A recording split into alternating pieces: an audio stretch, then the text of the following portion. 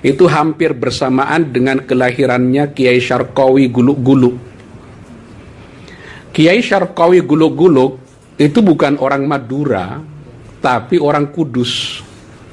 Suatu waktu melakukan perjalanan ke Mekah, karena beliau itu mondoknya di Serang, mondoknya di Pontianak, mondoknya di Jawa Timur, tidak disebutkan pesantrennya di mana. Kemudian beliau mondok juga ke Timur Tengah, ke Hijaz, ke Mekah. Ketika mondok di Mekah sambil, karena orang naik haji zaman dulu kan nggak kayak sekarang, bisa 6 bulan, bisa 1 tahun, membutuhkan waktu yang lama sekali. Kemudian Kiai Syarqawi ketika di Mekah ini ketemu dengan seorang kiai dari Madura namanya Kiai Gemma. Sudah sepuh, sakit-sakitan. Nah, ketika sakit-sakitan ini Kiai Syarqawi ikut merawat Kiai Gemma ini.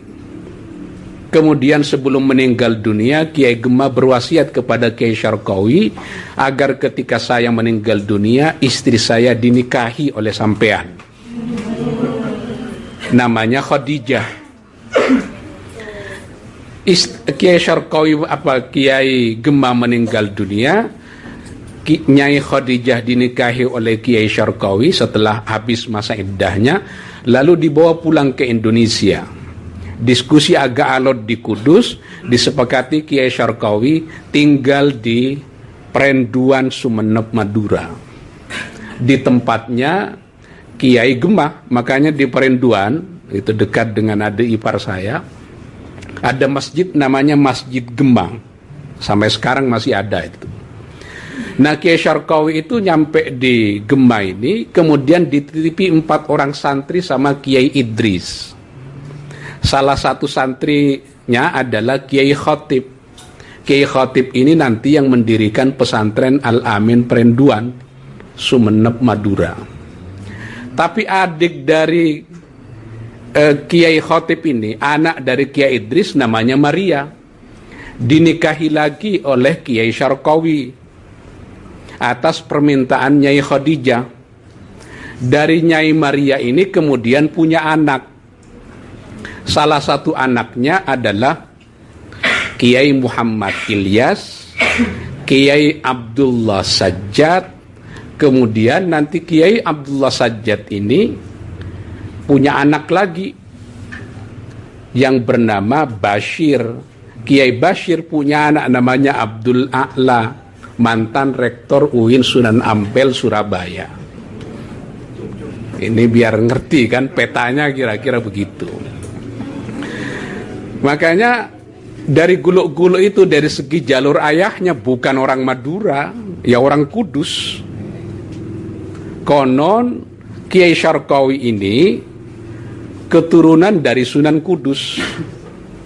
Bapak saya cerita dari Syekh Kiai Dhafir Munawwara Sembagus Situbondo, kalau di dalam kitab Syarah Sulam Taufik Mirqatus Su'udi Tasdiq ada kata-kata wazadahu Syarqawi, maka yang dimaksud oleh Syekh Nawawi adalah Kiai Syarqawi Guluk-Guluk Sumeneb itu.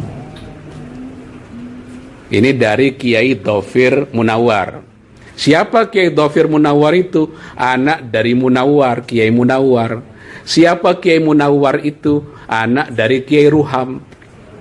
Siapa Kiai Ruham itu? Kakek dari Kiai As'ad Samsul Arifin. Kiai Ruham itu memiliki 5 orang anak. Kiai Samsul Arifin, salah seorang anaknya, kemudian punya anak namanya Kiai As'ad Samsul Arifin. Nanti juga Kiai Ruham ini punya anak namanya Abdul Latif. Abdul Latif ini punya anak namanya Abdus Somad. Abdus Somad ini punya anak namanya Kiai Muhyiddin Abdus Somad Jember. Ini sekarang Rais Syuriah PCNU Jember. Biar mengerti kan? Jadi tidak seluruh orang yang ngomong bahasa Madura darahnya Madura. Makanya agak aneh tuh, ada orang Madura hidungnya agak mancung. Kayak keturunan Guluk-Guluk itu kayak orang Arab. Karena Kiai Syarqawi arahnya dari Sunan Kudus. Sama dengan Kiai Khalil Bangkalan, hidungnya mancung. Karena memang keturunan Arab. Kiai Khalil Bangkalan punya bapak namanya Kiai Abdul Latif. Kiai Abdul Latif punya bapak namanya Kiai Abdul Karim. Kiai Hamim dulu, lalu Kiai Abdul Karim. Kiai Abdul Karim punya anak namanya Kiai Asrar. Kiai Asrar punya bapak namanya Kiai Abdullah. Kiai Abdullah itu adalah anak dari Sayyid Sulaiman, pendiri pesantren Sidugiri Pasuruan. Siapa Sayyid Sulaiman? Anak dari Sayyid Abdurrahman bin Muhammad bin Umar Basyaiban, konon dari Cirebon. Ini lama kalau mau mengerti begini, harus dekat ini ya, harus. Jadi Kiai Khalil Bangkalan itu dari ayahnya bukan orang Madura dalam pengertian darah Madura, ya orang Arab. Sama dengan Kiai Syarqawi, orang Jawa. Orang Jawa Tengah ini banyak sekali menjajah Jawa Timur. Dalam tanda petik. Ya Kiai Syarqawi salah satunya. Kiai Siddiq, bapak dari Kiai Ahmad Siddiq, bapak dari Kiai Mahfud Siddiq, bapak dari Ahmad Kusairi Siddiq yang tadi disebut. Ahmad Kusairi Siddiq ini senior dari Kiai As'ad di Bangkalan. Tinggalnya tidak di Jember, tapi di Glenmore, Banyuwangi.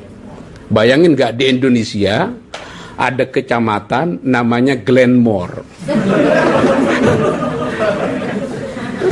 Ini Kiai Ahmad Kusairi, kakak dari Kiai Ahmad Siddiq. Siapa Kiai Ahmad Kusairi? Mertua dari Kiai Hamid Pasuruan. Siapa Kiai Hamid Pasuruan? Anak dari Kiai Abdullah bin Umar dari Jawa Tengah juga. Tapi ibunya adalah anak dari Kiai Siddiq. Makanya anak keturunan Kiai Siddiq di Jember bukan hanya tahu bahasa Jawa, fasih juga berbahasa Madura. Bukan darah Madura. Itu agak mirip dengan orang Bondoso. Nenek moyangnya dari Jawa Tengah, tapi karena tinggal di Bondoso, yang ngomongnya Madura. Apakah punya leluhur di Madura? Tidak. Itu nanti sama dengan Kiai Mukhtar Syafaat Blok Agung. Bukan orang Jawa Timur, tapi orang Jawa Tengah. Sama dengan Kiai Bisri Sansuri. Bukan orang Jombang asli, tapi orang Jawa Tengah juga.